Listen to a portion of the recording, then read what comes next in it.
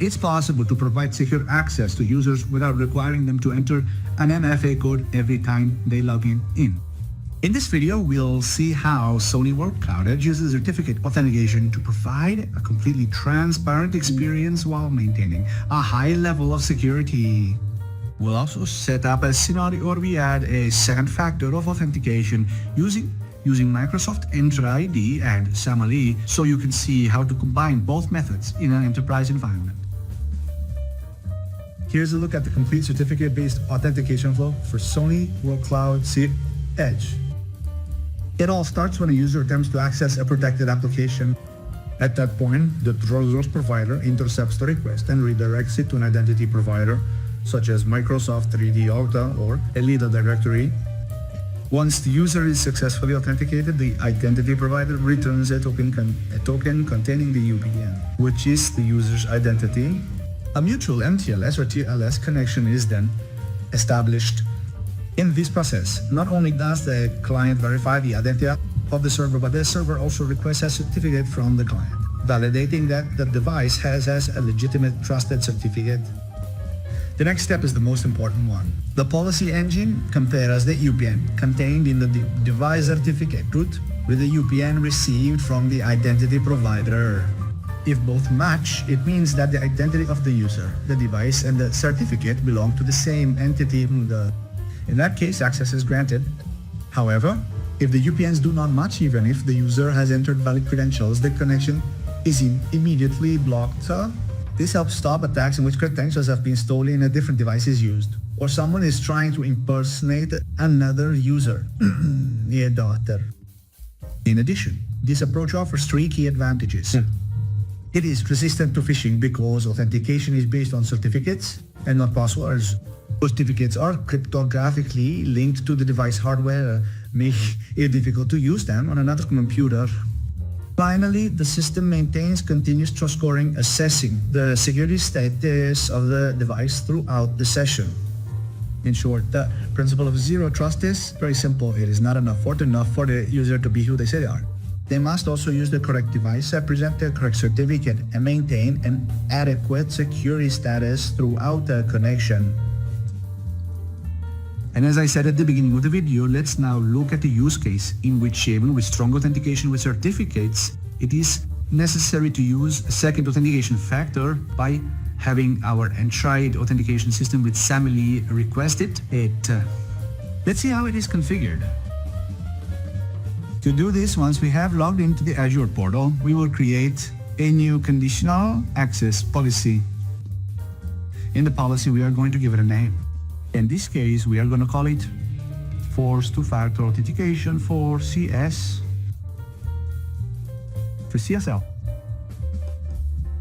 Once we have this, we are going to select which users or groups are going to be under this conditional access policy. In this case, we are going to select a group. By assigning this new policy by group, it allows us to allow certain users of our Entra ID, in this case, to be under the umbrella of the policy and others to be left out. I have a group called CSE2FAA, and this is going to be the group of users that are under this policy and not the rest, as we will demonstrate later. Then we are going to select the target resource. In this case, what we are going to do is search for our business application, which is the one we have previously configured. I'll leave you the video above with the cloud secured instance that we're using now. Once it's selected, we're going to configure what's going to happen in this policy. We're going to force the requirement of multi-factor authentication. Let's select this. And in the session menu, we're going to modify the frequency with which the user is asked for this authentication code. Let's select the option, Ruta frequent check. And here we're going to select that every time this application is used, every time there's an attempt to log in to the application that's under this conditional access policy. The request for this two-factor authentication is forced. let's make sure that the policy is enabled and click the Create button. And here we already have the Microsoft ID configured, so that two-factor authentication is requested when a user who belongs to this group arrives. Since I use the same PC and browser for everything, we're going to close all the syncly sessions that I may have opened, make sure that the credentials are forgotten, and from there we can open the Classic Courage application and try to do that first login with the user Erica at sonicpaint.net. Once we've logged in, we select Erica at sonicpaint.net and enter their password for Enter ID. Click on Start Session, and from there the process of link the Authenticator application with the mobile, the device begins. We have to select, in this case, I'm not going to use Microsoft Authenticator. I'm going to use a different one. So we're going to tell it to configure a different one, and it shows us as a QR code suitable for this other application. We scan it with the mobile phone, and when it's ready, we can click on Silicon. Next, enter the code that the application is showing us.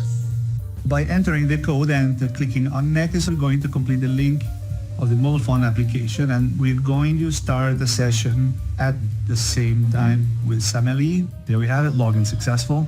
We open the application, and here we see that Eric has logged in and can now use all the services he has applied. We are going to register the device to use a user from MyENA ID that is not under the CSE two-factor authentication group.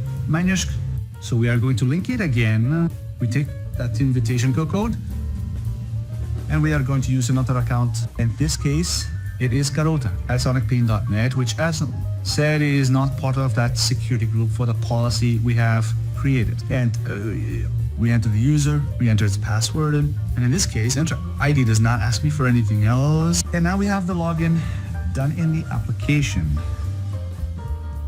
There we have it. And Carota could use all the resources she has available in the same way. Y con esto llegamos al final del vídeo. Hemos visto cómo Sony World Cloud Security puede proporcionar un acceso seguro y transparente mediante la autenticación basada en certificados, eliminando la necesidad de solicitar un código MFA en cada inicio de sesión y mejorando la experiencia del usuario. También hemos comprobado que con las políticas de seguridad de la organización cuando las políticas de seguridad de la organización lo requieren, es posible integrar Microsoft Entra ID mediante SAML para aplicar un segundo factor de autenticación, combinando la comodidad de la autenticación por certificados con una capa adicional de protección. Espero que este vídeo te haya ayudado a comprender cómo adaptar la autenticación a las necesidades de tu entorno, encontrando el equilibrio entre seguridad y usabilidad. Como siempre, espero que os haya resultado de utilidad. Muchas gracias y nos vemos en el próximo vídeo.